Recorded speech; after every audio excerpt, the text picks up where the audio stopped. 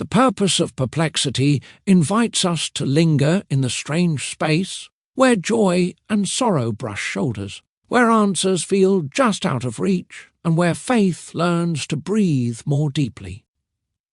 In this thoughtful meditation from TableTalk Magazine, we are led to consider how God uses not only clarity, but also confusion to shape his people, teaching us humility, trust, and reverent wonder before his sovereign ways.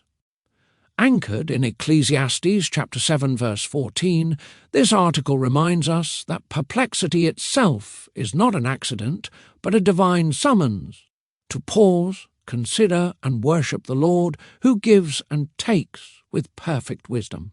Now for our reading. In the day of prosperity be joyful, but in the day of adversity consider, surely God has appointed the one as well as the other, so that man can find out nothing that will come after him. Ecclesiastes chapter 7, verse 14. As I recently prepared a meal for a family after the birth of their 5th child, my husband busily prepared to get on a plane the next morning to attend a funeral. There he would mourn with a family suddenly broken by the tragic loss of their 6-year-old girl. It was a stark contrast between gift and grief. To one the Lord gave, and from one the Lord took away, and there was no evident reason why. Perhaps the preacher of Ecclesiastes would have chimed in with these wise words, "In the day of prosperity be joyful, and in the day of adversity consider, God has made the one as well as the other, so that man may not find out anything that will be after him." The children of God need not blush as they offer humble and sincere thanksgiving to God for his earthly blessings, a healthy baby born, a successful business, a child's professing faith, and, yes, even the simple prosperity of a family walk on a summer evening, followed by ice cream cones on the front porch. Receiving and enjoying these gifts with a grateful eye toward the giver is commended and acceptable, but sometimes the giver takes, and these painful and often sudden moments can stop the believer in his tracks. That is exactly what the preacher would have him do: pause and consider. In other words, stop, slow down, and think about what you are beholding.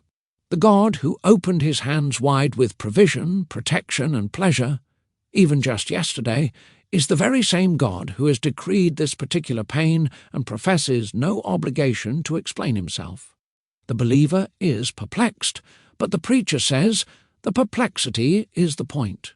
The pain will no doubt serve God's good purposes in the days to come, but the present glaring perplexity has a purpose as well. When the baffled believer cries, "This doesn't make sense," the preacher asks, "What does that tell you about God?" To this he must reply, "He is unlike me." It's the same truth that the preacher is getting at in verse 13 when he asks, "Consider the work of God. Who can make straight what he has made crooked?" The answer, of course, is no one, because he is the Lord, and there is no other.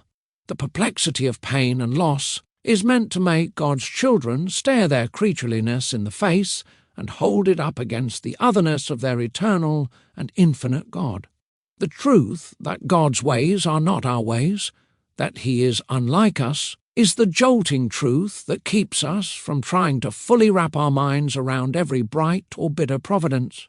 In Job's unfathomable loss, this was the truth that brought him to his knees as he declared, "Blessed be the name of the Lord." The Creator's way with his created is a profound mystery of giving and taking. Will this truth prompt us to wince or to worship? Tessa Thompson is author of Laughing at the Days to Come, Facing Present Trials and Future Uncertainties with Gospel Hope. This concludes our reading. Thank you for listening.